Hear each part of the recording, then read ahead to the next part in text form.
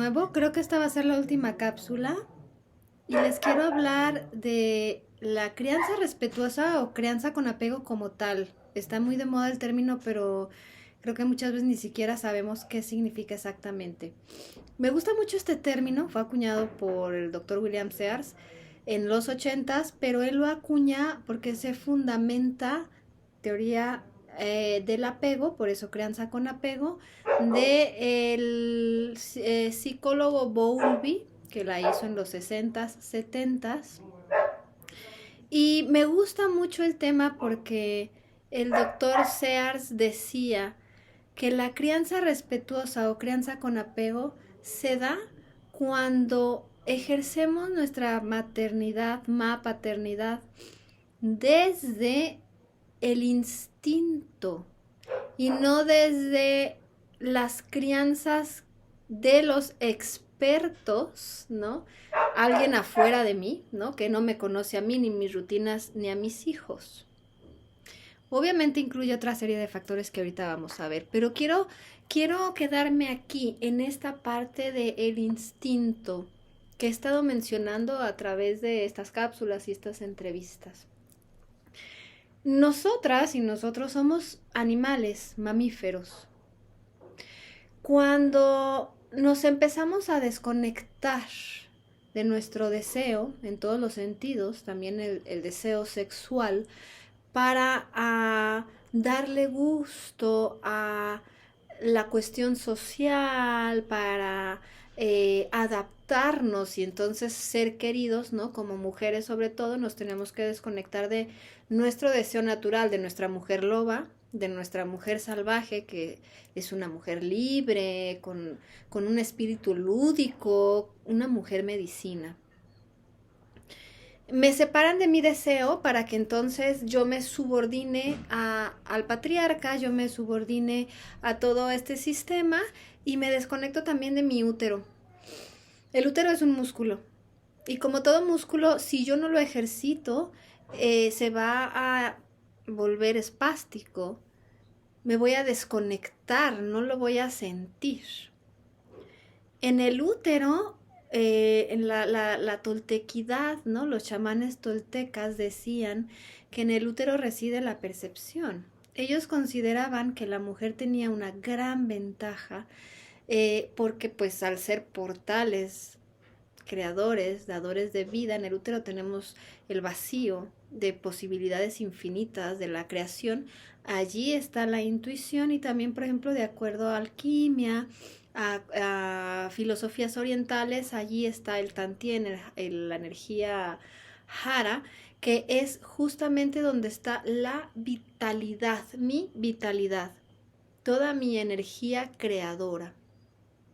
Cuando yo me desconecto entonces de mi útero como mujer, me desconecto también de ese instinto, me desconecto de ese instinto salvaje, de ese instinto mamífero que me desconecta de mi deseo y entonces vivo de acuerdo a esta domesticación, a este personaje que me dijeron que tenía que ser, que yo soy para ser querida.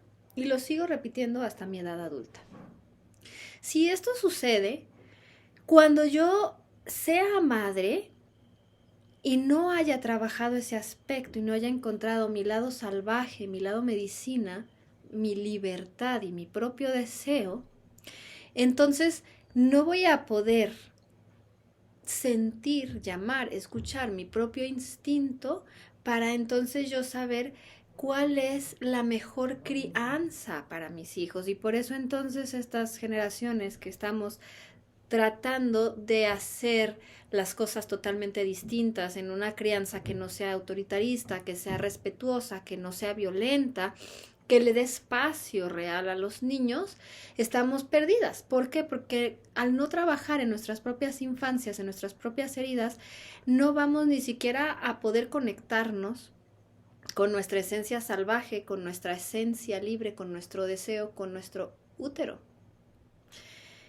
Y va a ser una cadenita que va a influir directamente en el apego, ¿no? Y en la crianza con apego, obviamente. Michel Odent, el obstetra que les comentaba en la entrevista, tiene un libro muy muy interesante que se llama Las funciones de los orgasmos. No tiene nada que ver, bueno, es otro libro, no es La función del orgasmo de Wilhelm Reich.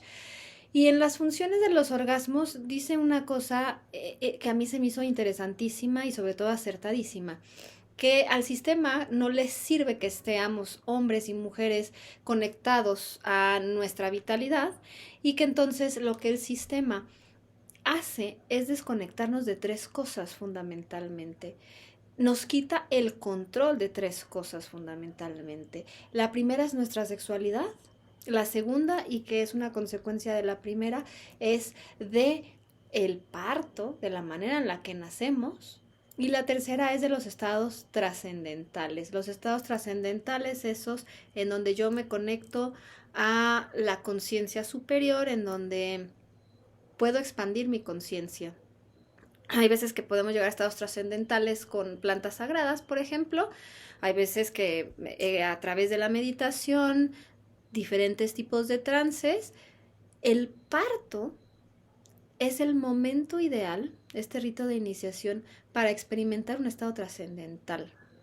Sí podemos desconectar el neocórtex. El neocórtex es esa parte del cerebro que nos diferencia de los animales, que es la parte más del raciocinio, la parte el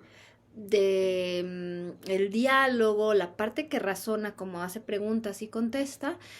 Entonces, cuando yo activo el neocórtex, esta parte racional, no puedo aludir completamente a mi instinto mamífero. Lo que pasa en un parto, por ejemplo, incluso en un acto sexual genital, ¿no? Si yo no me puedo desconectar de mi neocórtex, es muy probable que no llegue al orgasmo. Es lo mismo en un parto. Cuando yo no puedo desconectarme de esta parte racional, entonces yo no puedo sentir y vivirme desde el instinto salvaje, desde este instinto de la mamífera que soy, que tiene un parto o que sabe parir porque ese instinto está allí, ¿no? Y tiene todas las generaciones habidas y por haber que me dan la sabiduría para saber exactamente qué hacer. Entonces yo no necesitaría recurrir a los expertos porque la experta soy yo. Desde ahí empieza la crianza respetuosa o con apego. Michel Odent dice que cuando realmente la mujer puede desconectar, por así decirlo, el neocórtex y irse totalmente a este instinto mamífero, hay un reflejo que se llama el reflejo de eyección fetal. Cuando yo realmente logro hacer eso, ¿no? Logro parir en un orgasmo, es un acto sexual, logro parir en un orgasmo mediante este instinto y bueno, pasa lo que generalmente conocemos como bebés enmantillados, esos bebés que nacen en su saco, ¿no? Y sale completamente el saco. Quiere decir que entonces como mamá sí me pude desconectar de esa parte y pude vivirme desde el instinto mamífero. ¿Qué pasa con la crianza con apego? ¿De qué se trata la crianza con apego?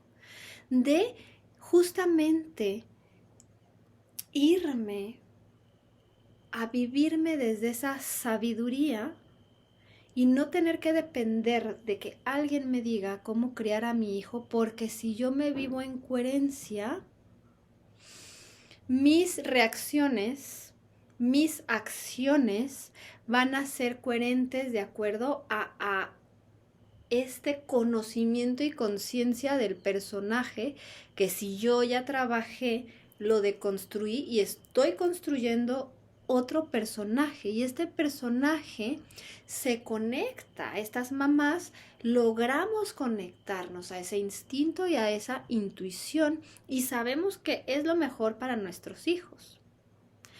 Obviamente, como todos aún tenemos programas y venimos arrastrando eso, necesitamos herramientas.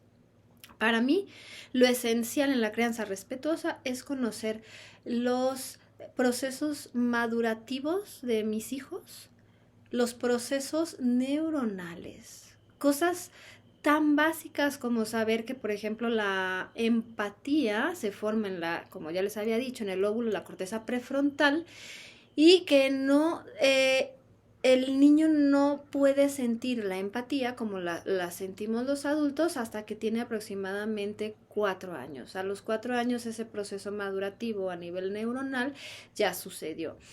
Los berrinches, por ejemplo, que no nada más son normales, sino que son necesarios para que el niño aprenda a autorregularse.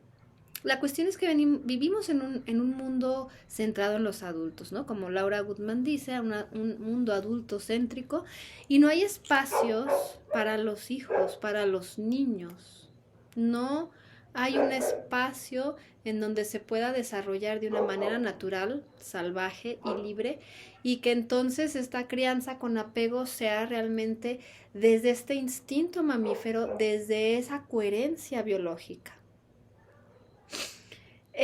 La mejor herramienta que podemos tener como papás, como mamás, como papás, es entonces conocer los procesos neuronales. Hay un libro muy bueno que se llama El cerebro del niño, luego les paso la biografía, y bueno, hay muchos y tenemos internet. ¿De qué se trata entonces, según William Sears, la crianza con apego? Tiene que ver justamente con esta teoría del apego, entonces lo que ya les venía diciendo.